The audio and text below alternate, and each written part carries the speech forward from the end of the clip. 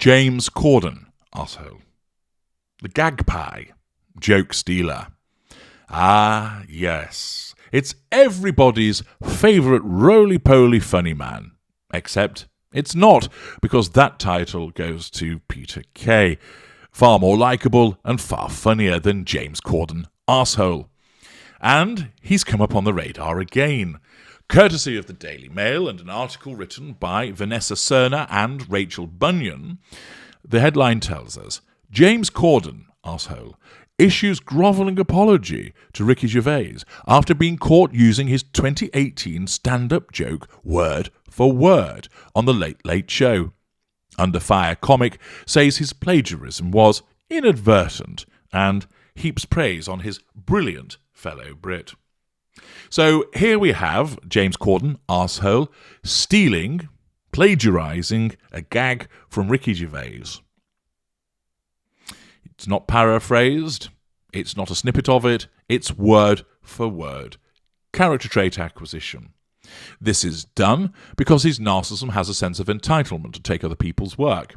It has no accountability for that behaviour. It doesn't matter that somebody else created this.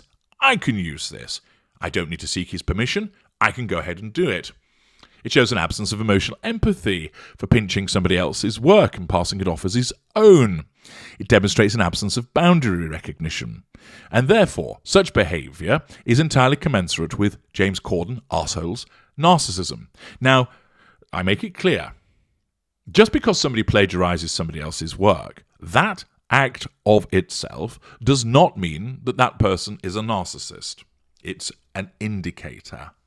However, we know from a consequence of a viewing of lots of behaviours of James Corden arsehole that he is a narcissist, and therefore we look at this activity through the prism of his narcissism, and we're able to interpret why this has happened and is entirely commensurate with something that a narcissist would do.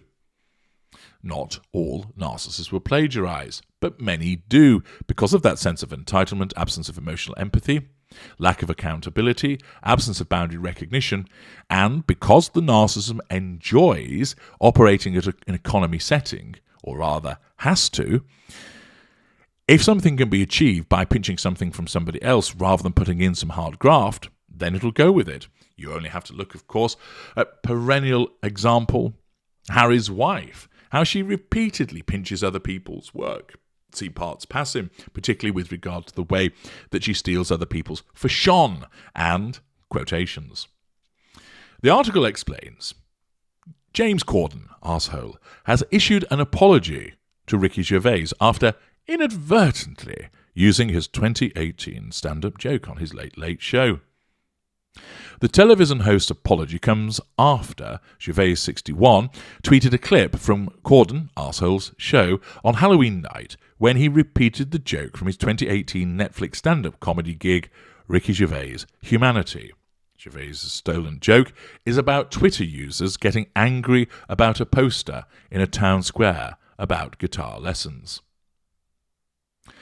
Inadvertently told a brilliant Ricky Gervais joke on the show last night, obviously not knowing it came from him. It's brilliant because it's a Ricky Gervais joke. You can watch all Ricky's excellent specials on Netflix, Corden, arsehole, wrote on Twitter. What you have there is false contrition. He's not sorry at all. He's a narcissist. But his narcissism has directed him to issue a supposed apology. But it isn't. Notice, inadvertently, not knowing where it came from. That's the lack of accountability. Oh, I told a joke and people have pointed it out to me. I hadn't realised that I had done that. And therefore, in the circumstances, I'm not at fault. So it gives the appearance of an apology, but it quite clearly isn't, because he's basically saying, I didn't realise I'd done anything wrong, and therefore, actually, that means that I cannot be viewed as being at fault. He then engages in some flattery, doing some arse-licking of Ricky Gervais by saying it's brilliant because it's his joke, and, of course, watching all of Ricky's excellent specials on Netflix, a form of deflection through flattery. Tuesday morning, Gervais retweeted a clip of Corden repeating his joke on the Late Late Show last night and said, in a since-deleted tweet, the bit about the Times Square advert for guitar lessons is brilliant. The comedian said he deleted the original tweet because he felt sorry for Corden, arsehole. On an episode of his Halloween show released last night, Corden, arsehole, was speaking about Elon Musk's takeover of Twitter when he made the joke. Corden, arsehole, who has been embroiled in controversy in recent months over the omelette saga, said, if someone puts up a poster in a town square that says guitar lessons available, like you don't get people in the town going, I don't want to play guitar, I want to play the piano, you piece of shit.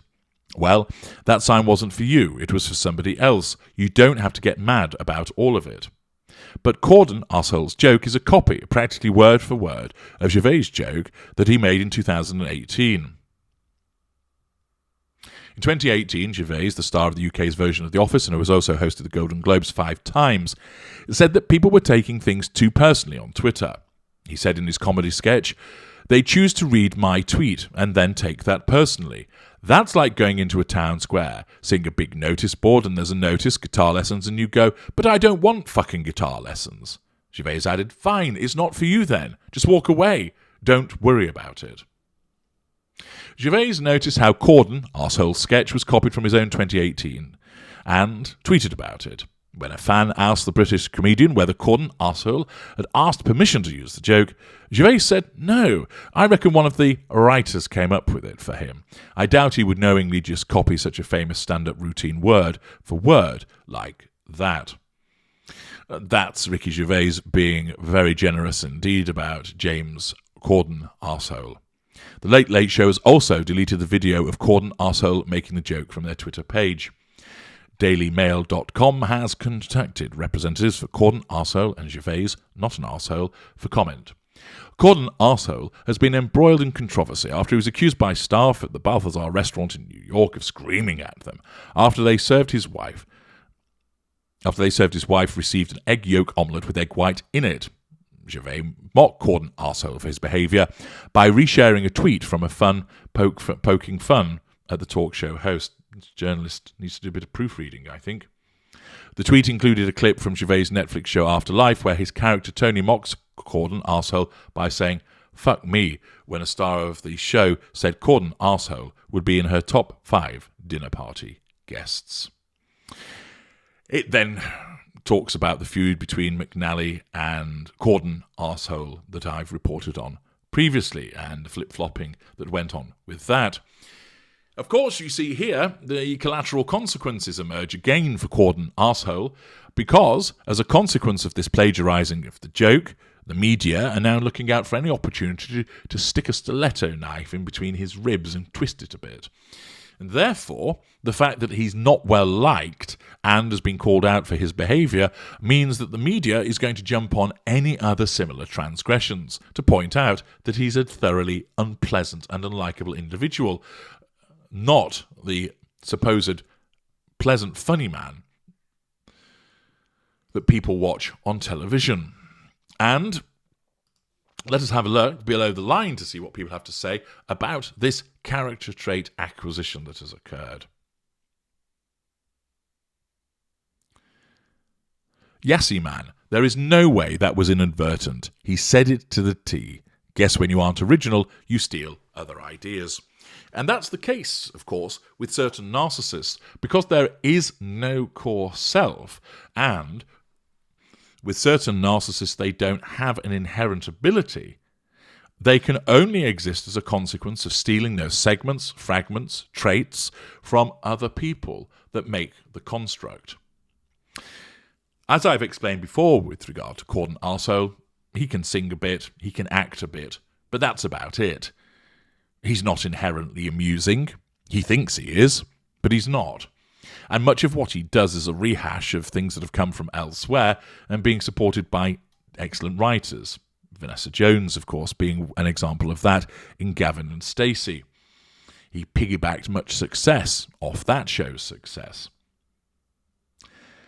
We know, for instance, with Harry's wife, that she's industrial beige, and therefore she regularly has to subconsciously purloin material from elsewhere in order to make herself look more interesting. JS23 writes, I'm not one to support cancel culture, but in this case I make an exception. Get his ass on the first boat back to the United Kingdom. Slimline Tonic, knew for years he's a moron. Went to school with James, big fat bully then. Nothing's changed, I see. Apot, I did too in High Wycombe. Not nice there, either. Sparkler 8182, he's getting good at this grovelling lark. Well, indeed. But the point is, it's the usual case of the only thing that he's actually sorry about is that he got caught.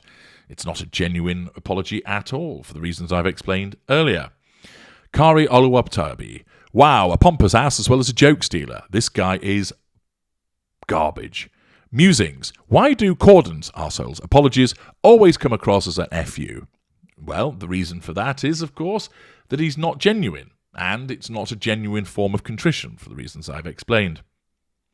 Mikey2016, James Corden, arsehole, has always been an arrogant piece of shit. So you can see much favour in the comments about Corden, arsehole, which again demonstrates the way that his narcissism causes him to take material belonging to somebody else, pass it off his own, only to then get found out and issue an apology which isn't actually an apology.